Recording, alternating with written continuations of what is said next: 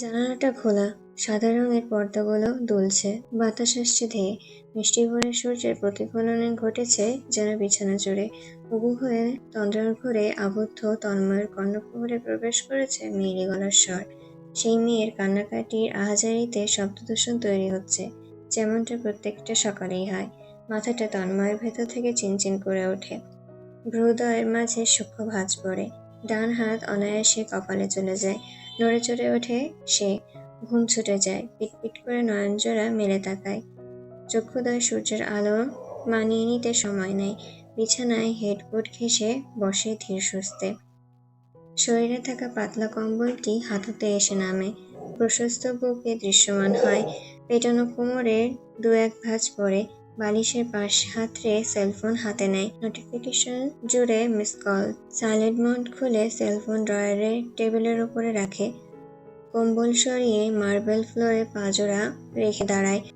অভ্যস্ত ভঙ্গিতে বিছানায় বালিশের দুটো গুছিয়ে নেয়, কম্বলটা পরিপাটি করে ভাঁজ করে, বিছানা টান টান করে গুছিয়ে দেয়। মাথায় চুলগুলো হাতে জানালার সামনে দাঁড়ায়, পর্দাগুলো টেনে সরিয়ে দেয়। কতগুলো নিঃশ্বাস নিয়ে বাথরুমের দিকে পা বাড়ায়। দাঁত ব্রাশ করে গোসল করে বের হয়।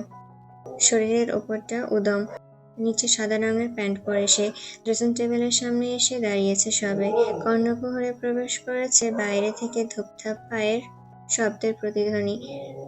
চেনা পরিচিত পদচারণের ভারী শব্দগুলো তার রুমের সামনে এসে থামে। পরপর দরজায় দু এক করাঘাতের শব্দ এবং অনুমতিবিহীন তক্ষুনি একটি ছোট্ট মাথা দরজার সামান্য ফাঁক করে ঢোকে। তন্ময় দেখে মাথাটা দ্রুতগতিতে বাইরে চলে যায়। একটু পর পুনরায় করাঘাত হয়। অরুর বাচ্চার মতন গলার স্বর শোনা যায়, তন্ময় ভাই, কফি। কফি এনেছি, আসছি ভেতরে। তন্ময় স্বভাবসুলভ ভঙ্গিতে কাবার্ড খুলে একটা সাদা রঙের শার্ট পরে নেয় নিজের গতিতে। তার গলার স্বর তার বাবার মতন গুরুগম্ভীর, ভীষণ ভারী স্বর। মাত্র ঘুম থেকে ওঠায় সে পুরুষালী কণ্ঠখানা এখন মারাত্মক গম্ভীর। আয়। তড়িঘড়ি করে ঢুকতে চায় অরু, পাজোড়া গিয়ে ঠেকে দরজার কোণে। ব্যথা পেয়ে হাত ফসকে কফির মগটা ফ্লোরে পড়ে যায়, কাঁচ ভাঙার শব্দ তোলে। চিৎকার করে ওঠে ভয়ে, হাঁসফাঁস করে মাথা তুলে তাকায়। নয়নজোড়া চিকচিক করছে। এই তো কেঁদে দেবে ভাব। হাতা ফোল্ড করতে নিয়ে তন্ময় মাথা ঘুরে দেখতে নেয়। এসব কীর্তি দেখে যেন সে অভ্যস্ত, এমন ভঙ্গিতে এগিয়ে আসে অরুর দিকে। ওকে অগোছালো দেখে নেয়। লম্বা কালো চুলগুলো ছড়িয়ে আছে অঙ্গ জুড়ে, এখনো বাঁধা হয়নি। ওর চুল বেঁধে দেয় জাবেদা বেগম, স্কুলে যাওয়ার সময় বেঁধে দেবে। ঘুম থেকে উঠে একচোট কেঁদেছে, তাই মুখমণ্ডল ফুলে, হয়তো কোনো কিছুর বায়না ধরেছে। কালো হাঁটুর সামনে ফ্রকখানা উঠেছে, নাক লাল। কফির গরম ওর গায়ে লেগেছে কিনা সেটা খেয়াল করে নিল তন্ময়। না, লাগেনি। নিশ্চিন্ত হয়ে পুনরায় ফিরে আসে।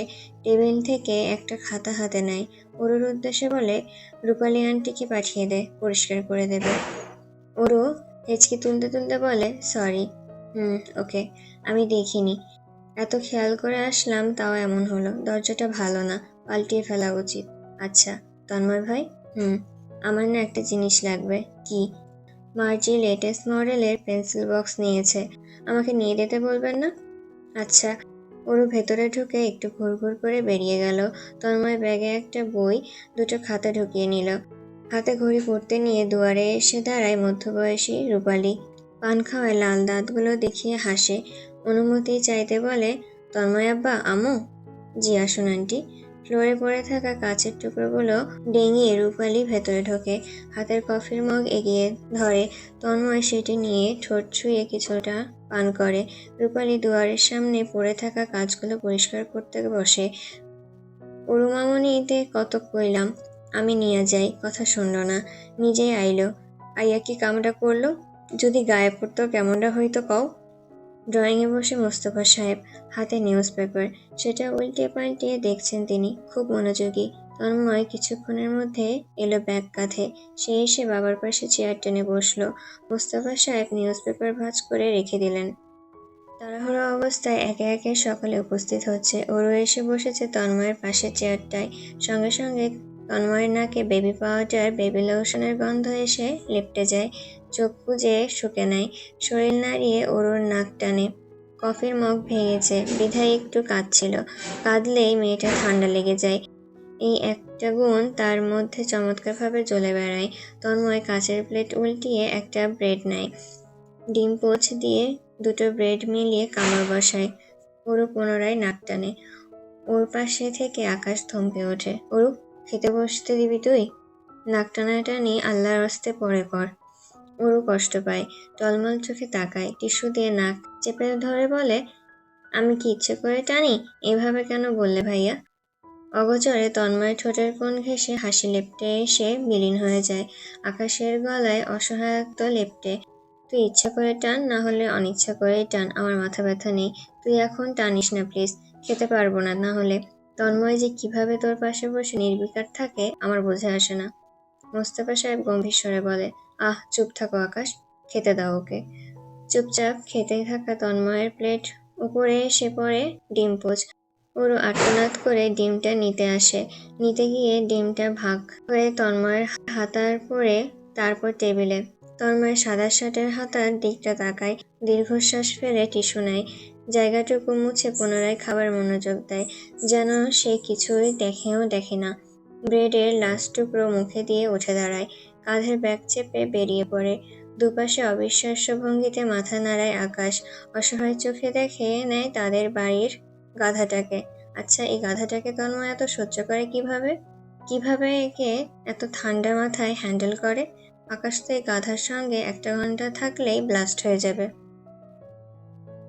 ক্যাম্পাসে বৃক্ষরোপণ কর্মসূচি চলছে। শিক্ষার্থীগণ ভাগে ভাগে দল বেঁধে মিলেমিশে গাছ লাগাচ্ছে, খুব মনোযোগ সহকারে। তাদের সাহায্য করছে স্বয়ং প্রিন্সিপাল। পূর্ব দিগন্তের দেওয়ালে সর্বত্র জুড়ে একদল হাঁটু গেড়ে বসে, দলের মধ্যে মোট 7 জন তারা। প্রত্যেকের হাতজোড়া কাদা মাটিতে একাকার অবস্থা। সেই সময় তন্ময়ের উরুতে একটা হাত এসে বসে, হাতটা কাদায় মাখো পর্যায়ে। সাদা প্যান্টে বড়সড় ছাপ বসিয়ে দেয় মুহূর্তেই। চমকে ওঠে ইব্রাহিম, মুখে হাত চেপে ভয়ার্থ দৃষ্টিতে তাকায় ভিকটিমের দিকে। ভিকটিম তন্ময় তার নির্বিকার। তারপর তাকায় মাহিনের দিকে। এত বড় তাণ্ডব করে মাহিন তখন দাঁত বের করে হাসছে। পর মুহূর্তে সামনের মাটির বালতিটা উঠিয়ে নেয় তন্ময়, সবটুকু মাটি উবর করে ঢেলে দেয় মাহিনের মাথায়। এভাবে শুরু হয় কাদায় কাদায় গোসল করা। তাদের বন্ধুদের এই কাদামাটি খেলা দেখে অনুপ্রাণিত হয় আসন্ন শিক্ষার্থী। তাদের মধ্যেও এই খেলা জমে ওঠে।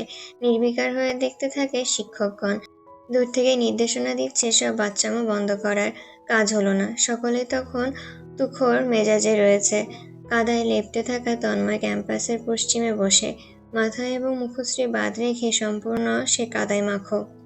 হাত চেপে রাখা সিগারেট নিচের অংশটুকু কাদায় ভেজা। গরম চোখে তাকাচ্ছে মাহিনের দিকে। মাহিন তখন বুক ফুলিয়ে হাসছে, সেও সম্পূর্ণ কাদায় মেখে। তার মাথাও বাদ রয়নি। বেচারা ইব্রাহিম থেকে ধরে বাকি সদস্যগুলো ছাড় পায়নি, সবাই কাদায় ভেজা। রাহিন বিরক্ত গলায় বলল, ওরা মারতেস না কেন? এই ছোট্ট মাহিন মজুমদার শুরু করছে বালের খেলা। আমি কোন মুখে নিয়ে বাড়ি যামু? রাস্তায় গেলে আমারে জোকার কইব, জোকার। মাহিন চুইংগাম চিবোচ্ছে। মূলত সিগারেটের সাথে মাটিও একটু মুখে ঢুকে গিয়েছিল কিছুক্ষণ আগে, তাই বাধ্যতামূলক একটা চুইংগাম মুখে নিয়েছে। মুখটা ফ্রেশ করা দরকার ছিল। সেই চুইংগাম মুখ থেকে বের করে আঙ্গুলে নিয়ে রিহানের দিকে প্রশ্ন করে বলে, খাবি? রিহান নাক ফুলিয়ে ওঠে, তেড়ে মেরে যায় মাহিনের দিকে। মাহিনও পেছায় না, দুজনের সামনে বুক ফুলিয়ে আসে একচোট যুদ্ধ করতে। এক পর্যায়ে করেও। তাদের এই মারামারি আর ছেলেমানুষি একই কথা। ঘাসের উপর পড়ে দুইজন একে অপরের উপর উঠে কিল ঘুষি দিতে ব্যস্ত। এই দুই পাগলকে থামানোর চেষ্টা করেনি কেউই। তন্ময় সিগারেট ফেলে দেয় দারোয়ানকে আসতে দেখে, ব্যাগ কাঁধে তুলে নিয়ে যেতে বলে, আমি গেলাম। এক পর্যায়ে মাহিন আর রেহানা উঠে দাঁড়ায়। বিরক্ত মুখে রেহান এগিয়ে গিয়ে মাহিনের পিঠের ময়লা ঝেড়ে দেয়। এই বিষয়টা মাহিনও করে। চোখ রাঙিয়ে দুইজনে আলাদা পথে হাঁটা ধরে। ইব্রাহিম ছুটে যায় তন্ময়ের পেছনে, সৈয়দও তাদের সঙ্গে। তাদের বাসা আবার একই দিকে, যাতায়াত করতে সুবিধা। সদর দরজা ঠেলে মাত্রই ঢুকেছে তন্ময়। কিছুটা সামনে এগোতেই ওপর থেকে এক ঝাঁক পানি এসে ঠিক তার মাথার পড়ল। ঠান্ডা কনকনে পানি জবজবে ভিজে। তন্ময় মাথা তুলে তাকায়। বারান্দায় ওরু দাঁড়িয়ে, হাতে বালতি। সে মনে হয় গাছে পানি দিচ্ছিল। বেচারা ফের পানিটুকু নিঃসন্দেহে এখানেই ঢেলেছে। ওরু তখন বাবাচাকা খেয়ে চেঁচালো, মাবুদ আল্লাহ! বিড়বিড় ছুটে ভেতরে গেল। তন্ময় নির্বিকার মুখে তাকিয়ে রইল কিছুক্ষণ। শরীরে পানি ছুঁয়ে দিতেই শুকিয়ে যাওয়া কাদাগুলো নরম হয়েছে। শরীর বেয়ে চলছে সেগুলো। এক্ষুনি গোসল করার প্রয়োজন, নইলে আজ সে নির্ঘাত ওরুকে থাপ্পড় মেরে গাল লাল করে ফেলবে। নাক ফুলিয়ে ভেতরে ঢোকে, চেঁচিয়ে ডাকে জবেদা বেগমকে। ছুটে আসে জবেদা বেগম। ছেলের এই অবস্থা দেখে বাকরুদ্ধ হন তিনি। কি হইল, এই অবস্থা কেন? একটা তোয়ালে দাও। সুমিতা বেগম তোয়ালে এনে দিলেন। চিন্তিত গলায় বললেন, ওরু পানি ফেলেছে? ওরে পাঠাইছি গাছে একটু পানি দিতে। মাইয়াটা এক কাজ যদি ভালো মতো করে। তন্ময় দ্রুত গতিতে দুয়ারে দাঁড়িয়ে শার্ট খুলে ফেলল, কোমরে তোয়ালে পেঁচিয়ে প্যান্ট খুলল, সোজা উপরে উঠে গেল। কাপড় চোপড়গুলো তুলে নিলেন জবেদা বেগম। সুমিতা বেগম তখন নিজের মেয়েটাকে ইচ্ছামতো বকছে। বকতে বকতে উপরে উঠছেন। ওর নরম পিঠে নির্ঘাত দুটো চড় পড়বে। তন্ময় সন্ধ্যায় পড়ছিল। সেই মুহূর্তে দীপ্ত আর ওরও আসে পড়তে। ছোট্ট দীপ্ত হৈ হৈ করে এলেও ওরও ছিল নীরব, যেটা সচরাচর সে থাকে না। তন্ময় অগোচরে কয়েকবার দেখে নিল মুখ গোমড়া করে বসে থাকা ওরুকে। ফুলো ফুলো গোলগাল মুখটা অসহায় হয়ে আছে। নিশ্চয়ই বকুনি খেয়েছে। মাথা দুলিয়ে বলল, বস, হোমওয়ার্ক করে নে, তারপর কোন চ্যাপ্টারের সমস্যা দেখা আমায়। দীপ্ত ছোট হাতে পায়ে বিছানার উপরে বসলো। ব্যাগ এগিয়ে ধরে তন্ময়ের দিকে। তন্ময় খাতা, পেন্সিল এবং রাবার বের করে দেয়। দীপ্ত নিজের নার্সারির হোমওয়ার্ক করতে বসে মনোযোগ দিয়ে। মাঝে মধ্যে তন্ময় দেখিয়ে দিচ্ছে। সমস্যা হলো ওরুকে নিয়ে। নাক মুখ ফুলিয়ে রেখেছে। তন্ময় দীর্ঘ নিঃশ্বাস ফেলে।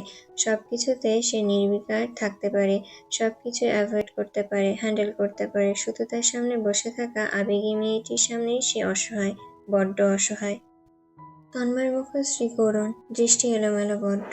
তার অশান্তির কারণ ল্যাপটপে চলতে থাকা দৃশ্যটি। একটি ভিডিও চলছে। ভিডিওটি বেশ পুরোনো এবং করেছিলেন ওহি সাহেব যখন ওরও পৃথিবীতে আসে। হাসপাতালের বেডে শুয়ে রাখা বাচ্চাটিকে ভিডিও করার এক পর্যায়ে ক্যামেরা চলে যায় 10 বছরের হাফ প্যান্ট হুডি পরে থাকা তন্ময়ের দিকে। তন্ময় হাসছে, তার ছোট ছোট পবিত্র চোখ সদ্যজাত জন্মানো ওরুর দিকে। মোস্তফা সাহেব এগিয়ে কোলে তুলে নিলেন ওরুকে। হেসে হেসে বললেন, ধুমধাম করে বিয়ে দেব আমার আম্মার। পৃথিবীর শ্রেষ্ঠ রাজপুত্র আনবো আমার আম্মার জন্য। তন্ময়ের হাসি হাসি বাচ্চাটি মুখশ্রী রং বদলায়। আতঙ্ক ছেপে ওঠে মুখশ্রীর সর্বত্র জুড়ে। সে ছটফট গলায় বলে, অরুর রাজপুত্র তো আমি। চাচ্চু বলেছে আমি হব অরুর রাজপুত্র, তাই না চাচ্চু? আনোয়ার সাহেব সশব্দে হাসে। হাসতে হাসতে মাথা দুলিয়ে জবাব দেয়, হ্যাঁ তো, আমার তন্ময়ের থেকে শ্রেষ্ঠ রাজপুত্র আর কে হতে পারে? তন্ময়ের মুখমণ্ডল জুড়ে বসন্তের ছোঁয়া। দুই গাল ভরে ওঠে হাসিতে। চোখ ভর্তি স্বপ্ন বাচ্চা ছেলেটার। সে আশীর্বাদী নয়নে তাকায় বাবার পানে। মোস্তফা সাহেব অসহায় ভঙ্গিতে দুধারে মাথা দোলায়। তন্ময় তখন ভিডিওটা বন্ধ করে দিল। কাচুমাচু ভঙ্গিতে উঠে দাঁড়ালো। সে বাচ্চা ওরও এখন 11 বছরের। সারাদিন ফ্রক পরে ঘুরে বেড়ায় বাড়ি জুড়ে। তন্ময়ের আশেপাশে তাকে ঘুরতে দেখা যায় রাতের বেলা। পড়তে না বসার হাজারো অজুহাত দাঁড় করায়, তবে সে অজুহাত তন্ময় মানে না। পড়াশোনায় ফাঁকিবাজি বাদ, এমন কোনো আবদার নেই যে সে মেয়েটার পূরণ করে না। তন্ময়ের মনে আছে একটা ঘটনার কথা। সেই দিন আসমান জুড়ে মেঘ, চারিপাশ আধার, এক ঝাঁক বর্ষণ নামে। ঝোড়ো হাওয়া প্রকৃতিতে। ওরও তখন 9 বছরের। ডিজনি চ্যানেলে প্রিন্সেস পুতুলটা তার পছন্দ হয়। মুগ্ধতায় ডুবে এক থাকা বাচ্চা ওরও আবদার ধরে পুতুলটা তার চাই, এবং তখনই চাই। বাড়ির সকলে বোঝায় সকালে এনে দেবে, আর না হলে অপেক্ষা করতে বৃষ্টি থামুক। কিন্তু ওরু মানতে নারাজ। স্বাস্থ্যসম্মত সে কেঁদে কুটে মুখ ফুলিয়ে ফেলে। বাড়ির মাথা তুলে নিয়েছে। তন্ময় পড়াশোনা রেখে নিচে নামে। ড্রাইভার নিয়ে বেরিয়ে পড়ে খেলনার স্টোরগুলোতে। ধানমন্ডির বেশ কিছু স্টোর ঘুরলেও সে প্রিন্সেস পুতুলটা পাওয়া যায় না। উত্তরায় রওনা হয়। সেখানকার বিশেষ স্টোরে গিয়ে ঢোকে এবং বেশ খোঁজাখুঁজির পর পেয়েও যায়। 8,000 দিয়ে সেই লেটেস্ট মডেল প্রিন্সেস পুতুলটা কিনে আনে। ওরু পুতুল পেয়ে ভীষণ খুশি। খুশিতে সে তন্ময়ের কোলে চড়ে গলা জড়িয়ে বারংবার চেঁচিয়ে বলছিল, থ্যাংক ইউ তন্ময় ভাইয়া। ওর খুশিতে চিকচিক করা নয়নজোড়া দেখে তন্ময় তৃপ্তি পায়, অদ্ভুত তৃপ্তি। এই তৃপ্তি পেয়ে যেন পৃথিবীর যা চাইবে বাচ্চাটি তাই এনে দেবে সে। শুক্রবারের দিন শাহজাহান বাড়ির কর্তারা আজ বাড়িতেই। 7টায় রান্নাঘরে তোড়জোড় শুরু হয়েছে গৃহিণীদের। কর্তারা বসেছে লিভিং রুমে। তন্ময় স্বভাবসুলভ 7টায় ঘুম থেকে উঠেছে। ট্রাউজার শার্ট পরে নিচে নেমেছে সিঁড়ি বেয়ে। লিভিং রুমে বসা আনোয়ার সাহেবের পাশে ওরু বসে, হাত পা টান টান সোজা। সে তার বাবাকে নতুন শেখা ব্যায়াম দেখিয়ে যাচ্ছে। তন্ময় তার অপোজিটে বসে গিয়ে। তাকে বসতে দেখে ওরও থেমে যায়। চঞ্চল ভঙ্গিতে তার সামনে এসে দাঁড়ায়। চুলগুলো দুটো বেণীতে বাঁধা, লম্বা পাপড়ি ঝাপটে ঝাপটে সে শোধায়, তন্ময় ভাই, আজকে আপনি ফুটবল খেলতে যাবেন না? তন্ময় মিথ্যা বলে সর্বদা মতো, না। ওরও ভাবান্তর ভঙ্গিতে বলে, এই যে আপনি না বলছেন, কিন্তু পরে কেমনে যেন না হ্যাঁ হয়ে যায়। আপনি তো চলে যান খেলতে, তবে এবারে যদি আপনার নাটা হ্যাঁ হয়ে যায়, আমার সঙ্গে নেবেন? আমি খেলা দেখতে চাই। আনোয়ার সাহেব শব্দ করে হাসেন। মোস্তফা সাহেব ভাতিজিকে আবারও বিগড়ে দেওয়ার ভঙ্গিতে ছেলেকে বলেন, নিয়ে যাও ওরুকে, ড্রাইভার যাবে সঙ্গে, দেখে রাখবে। আমি যাচ্ছি না। তন্ময়ের কাটকাট জবাব। ওরু কম বেশি সব আবদার মেনে নিলেও ওরুকে অনেকগুলো সে মানতে নারাজ, এবং তাকে দিয়ে মানানোও বড় কঠিন। তার মধ্যে খেলা দেখতে না নিয়ে যাওয়াটা। এর কারণ আছে তন্ময়ের মনে, কিন্তু মুখে সে আজ পর্যন্ত কাউকে বলেনি। আজকাল রাস্তাঘাটে 10 বছরের বাচ্চা মেয়েদেরও দেখা যায় প্রেমিক নিয়ে ঘুরছে, একটু একটু ছেলে মেয়ের প্রেমপত্র আদান প্রদান করছে। তন্ময় যে মাঠে খেলতে যায় সেটি বিশাল বড়। সেখানে ছোট বড় সব ধরনের ছেলে মেয়ে থাকে। ওর বয়সী মেয়েরা দামড়া বয়ফ্রেন্ড নিয়ে জোড়াজড়ি করে দাঁড়িয়ে থাকে। তন্ময় একদমই চায় না ওরও সেগুলো দেখুক বা ওদের মধ্যে একজন হয়ে দাঁড়াক, বা তার এসবের প্রতি বিন্দুমাত্র ধারণা জন্মাক। এবার অনার্স সেকেন্ড ইয়ারে তন্ময়, সদ্যজাত পুরুষ হয়ে ওঠায় রাস্তায় কেবল, মুখ জুড়ে ক্লিন শেভ। এখনো পুরোপুরি দাড়ি না ওঠায় শেভ করে রাখতে হয়। আর্মি কাট বেশ মানায় বাড়ন্ত বয়সী ছেলেদের। তন্ময় সেক্ষেত্রে তাই। মুখশ্রীতে লেপ্টানো গাম্ভীর্য ছোঁয়া সুদর্শনের তালিকায় ফেলে তাকে। জার্সি পরে কোলে ফুটবল নিয়ে এগোচ্ছে, বেরিয়ে পড়বে সে। রাস্তার মোড়ে একটা এলাকায় ছোট বড় ভাই ব্রাদাররা দাঁড়িয়ে। প্রত্যেক শুক্রবারে তাদের সঙ্গে ফুটবল খেলায় অত্যন্ত গুরুত্বপূর্ণ। ফুটবল খেলে সন্ধ্যায় বাড়ি ফিরে আসে। সদর দরজার সামনাসামনি আসতে ছোট ওরুকে দেখতে পায়। দরজা দিয়ে ক্ষণে ক্ষণে মাথা বের করে উকিঝুঁকি দিয়ে তন্ময়কে দেখে দারোয়ান চাচাকে বলে, খুলুন দরজা চাচা, এই যে ভাইয়া, এবার তো খুলুন। তন্ময় খুলতে ইশারা করে। দরজা খুলে দিতে দৌড়ে বেরোয় ওরু। হাঁপিয়ে হাঁপিয়ে তন্ময়কে করুণ গলায় বলে, আমায় কেন নেননি? তুই গিয়ে কি করতি? খেলা দেখতাম। খেলা দেখে কি হতো? মার্জি প্রত্যেক শুক্রবারে ওর ভাইয়ের সঙ্গে যায়, প্রত্যেক শুক্রবারে খেলা দেখে। আমিও দেখতে চাই। তন্ময় দীর্ঘ নিঃশ্বাস ফেলে, অসহায় চোখে তাকিয়ে থাকে। হাতের ফুটবলটা রাস্তায় ফেলে। তন্ময় ভেবে বলে, খেলা দেখবি? আচ্ছা। তন্ময় সেলফোন বের করে, চাচাতো ভাই আকাশকে ফোন করে। আকাশ ভেতরেই ছিল, শুনে দৌড়ে বের হয়। দারোয়ান সহ তারা 4জন সেখানেই খেলার মাঠ বানায়। হৈ হৈ শুনে বেরিয়ে আসে মোস্তফা সাহেব। ওরু হৈ হৈ করে তার চাচুদের খেলতে ডাকে। ভাতিজির আবদার রাখতে তিনিও বাচ্চাদের সঙ্গে খেলায় যোগ হন। একে একে নেমে আসে আনোয়ার সাহেব এবং ওহি সাহেবও। বাড়ির গৃহিণীরা সদর দরজায় দাঁড়িয়ে খেলা দেখছে। স্ট্রিট লাইটের নিচে তাদের ফ্যামিলি প্লে জমে উঠেছে। সাপ্তাহিক ছুটির আগের দিন রাতে তন্ময়ের রুমের জমজমাট পরিস্থিতি হয়। ওরু, সাবিহা, দীপ্ত, আকাশ প্রত্যেকে আসন পেতে বসে তার রুমের সোফায়, চেয়ারে এবং বিছানায়। লেট নাইট মুভি দেখে। শুক্রবার বন্ধ যেহেতু রাতভর জেগে কাটায়। এটা সেটা খেলায় মগ্ন হয়। আজ খেলাধুলো নয়, তারা মুভি দেখতে বসেছে। জম্বি মুভি, ভয়ঙ্কর থ্রিলিং। এইসব মুভিতে তন্ময় বেশ অ্যাটেনশন দেয়। সম্পূর্ণ রুম আঁধারে তলিয়ে, শুধু টেলিভিশনের আলোয় ওর ভয়ার্ত মুখশ্রী দেখা যাচ্ছে। একটু পর পর সে সাবিয়ার কোলে ঢুকে পড়ছে। পাশে তন্ময় বিষয়টা উপলব্ধি করে। না করে উপায় কই? মেয়েটা হুড়মুড়িয়ে নামছে। অজান্তেই তার পায়েও হুটহাট লাথি দিচ্ছে।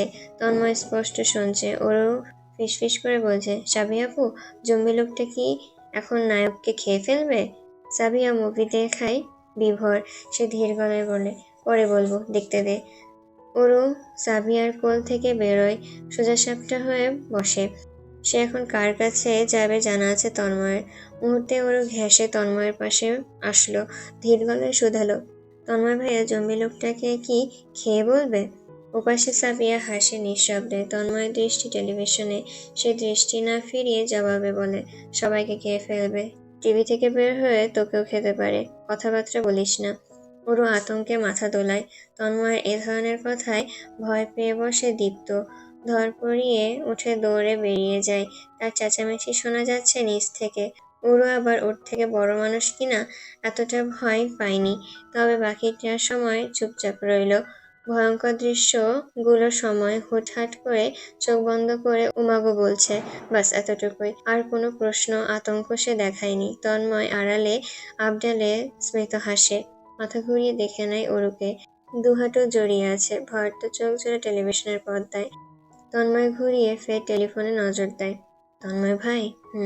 আমি একটা বিচার নিয়ে এসেছি। এই বিচার খুব গুরুত্বপূর্ণ। তন্ময় ভীষণ মনোযোগী পড়াশোনায়। সামনে সেমিস্টার ফাইনাল। একটা কঠিন চ্যাপ্টারে আপাতত নজর দিচ্ছে। হাতে ক্যালকুলেটর। মনোযোগ ছিন্ন বিচ্ছিন্ন না করেও বেশ সাবলীল গলায় জবাবে পুনরায় বলে। ওরও আতঙ্ক নয়নে চারপাশে তাকিয়ে নেয়, বিশেষ করে দরজার দিকটায় কেউ চলে আসছে কিনা। সে আরেকটু কাছে এগিয়ে বসে, গলার স্বর নামিয়ে মিনমিন করে। তন্ময় এবার হাতের কলম ক্যালকুলেটর টেবিলের উপরে রাখে। কিছু একটা হয়েছে, আঁচ করতে পেরেছে। ওর দিকে পূর্ণ নজর তাক করে। ভদ্র চেহারাটা করুণ হয়ে আসে মেয়েটার। কি হয়েছে? ওর ছটফট করছে, নিজেই নিজের সাথে যুদ্ধ করছে যেন। তন্ময় অপেক্ষা করে, সেভাবেই বসে রয়। ওরও কি বলার আছে জানতে চায়। সময় দেয় পর্যাপ্ত। ওরও হাঁসফাঁস করে, সময় নিয়ে বলল, আমার স্কুলে যেতে ভয় লাগে। তন্ময়ের দৃষ্টি তীক্ষ্ণ হয়, হৃদয়ের মাঝে ভাঁজ পড়ে। কণ্ঠ চওড়া না করার চেষ্টার সহিত প্রশ্ন করে, কেন? ওরও পুনরায় ছটফট করে, দৃষ্টি তার এলোমেলো। চিন্তায় তন্ময়ের রক্তের ভাঁজে ভাঁজে ভয় ঢোকে। কোনো খারাপ কিছু অগোচরে হচ্ছে নাকি ওরুর সঙ্গে। তার চিন্তাভাবনা মাথায় ঢুকে ঘুরপাক খেতে থাকে। নিজেকে শান্ত করে, ডান হাত ওরুর মাথায় রাখে, চুল বলিয়ে দিয়ে সাবধানতা জড়িত গলায় বলে, আমাকে বল, কি হয়েছে? আমি দেখব, ভয় পাওয়ার কোনো কারণ নেই, আমি আছি না। ওরও মাথা দোলায়, সরল গলায় আজ ভয়ার্থতা লেপ্টে। দুদিন ধরে আমাকে একজন ভদ্রলোক ফলো করে, খাবার সারতে চায়। বলে কি ঘুরতে নেবে আমায়। সুমনাও লোকটার সঙ্গে ঘোরে, আরও আমায় প্রত্যেক দিন বিরক্ত করে। বলে কি, চল মিলেমিশে যাই, আমাদের মজা কিনে দেবে নাকি। কিন্তু আমি তো মজা চাই না, আমাদের বাসায় তো সব মজা আছে। আমি না করলেই আমাকে সুমনা ধমকায়, বলে আমার আম্মুকে বিচার দেবে, আমার নামে খারাপ বলবে, মার খাওয়াবে। এগুলো তো মার্জি জানে। আমিও তো মার্জিকে সব বলি। মার্জি বলে এক্ষুনি গিয়ে আপনায় বিচার দিতে। তাই আমি বিচার নিয়ে এসেছি। বুকের ভেতর চলাচল নামক তুফান উপেক্ষা করে তন্ময় শান্ত ভঙ্গিতে মাথা দোলায়। সে একইভাবে ওর মাথায় হাত বুলিয়ে বলে, সকালে আমি যাব সঙ্গে, ভয় নেই, শুয়ে পড় গিয়ে, রাত হয়েছে। ওর বড় নিঃশ্বাস ফেলে, মাথা দোলায়। খুব বিশ্বাসী সে তন্ময়ের প্রতি। তার ধারণা তার বাপ চাচা ভাইদের থেকে শক্তিশালী পৃথিবীতে আর কেউ নেই। ছোট্ট ছোট্ট পা ফেলে বেরিয়ে গেল। তন্ময় আর পড়তে বসলো না, উঠে দাঁড়ায়, বিছানায় রাখা সেলফোন হাতে নেয়, ফোন দেয় কাউকে, টুকটাক কথা বলে রাখে। সেই দিন রাতে আর ঘুম হয় না ছেলেটার, কপালে আঙ্গুল ঘষে বসে থাকে। খুবই চিন্তিত সে। মোস্তফা সাহেব সচরাচর ভোরে ঘুম থেকে ওঠেন। উঠে তার সর্বপ্রথম কাজ বাড়িতে ঘুরে ফিরে বেড়ানো। আজও তাই করলেন। প্রতিদিনের ন্যায় দোতলার উত্তর দিকে করিডোর ধরে এগোচ্ছেন। ওরুর পাশের রুমটা খোলা। মোস্তফা সাহেব পা জোড়া থমকে যায়। তন্ময়ের রুম এ সময় খোলা কেন? তিনি আধখোলা দরজা ঠেলে সম্পূর্ণ খুলে ডাকলেন, তন্ময়? জবাব আসেনি। মোস্তফা সাহেব ধীরে সুস্থে ঢোকেন, চারপাশে নজর বোলান, দু একবার ডাকেন, না, নেই ছেলেটা। এত ভোরে কই গেল? মোস্তফা সাহেব রুম থেকে বেরিয়ে ছাদে ওঠেন, নেই সেখানেও। নিচে নেমে বাইরের দিকটায় হাঁটা ধরেন। বাগান ডিঙিয়ে সদর দরজার সামনে এসে দাঁড়ান। দারোয়ান বসে ঝিমুচ্ছে। মোস্তফা সাহেব গম্ভীর সুরে ডাকেন। ধরফরিয়ে দাঁড়ায় দারোয়ান, ঘুম ভাঙা গলায় সালাম জানায়, মোস্তফা সাহেব জিজ্ঞাসা করেন, তন্ময় বেরিয়েছে? জি স্যার, একটু আগেই বেরোলো। ছেলেটা এমন ভোরবেলায় বেরোলো, আমায় জানাবে না? তন্ময় বাবা না করলেন। অদৃষ্ট ভঙ্গিতে বাড়ির ভেতরে এলেন মোস্তফা সাহেব। সেলফোন বের করে ছেলেটাকে কল করলেন। ধরছে না, তবে রিং হচ্ছে। চিন্তিত তিনি লিভিং রুমে বসে থাকলেন ছেলের আশায়। এমনটা তন্ময় কখনো করে না। পরিপাটি ছেলে সে, উচ্ছৃঙ্খলবোধক কোনো আচরণ তার মধ্যে নেই। কি এমন হলো?